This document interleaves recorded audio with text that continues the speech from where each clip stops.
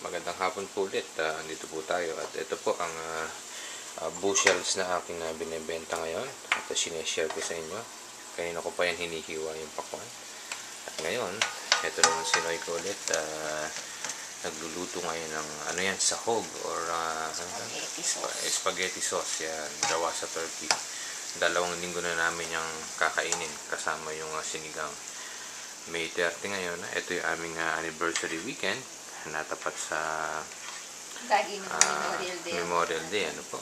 10 years na po na nakalilipas. Parang matagal na. Oo. Matagal na rin. Ayan yung mga talong. Ayan. Sitaw. Ano ba yan? Bok choy ba yan? Ano ba yan? Ayan. Ayan. Lahat po yan yung galing sa Filipino store. Ketchup. At ayan po yung kanin. Ano? Wala kaming rice cooker. Yan lang yung aming nagawa. Okay, hanggang sa susunod po.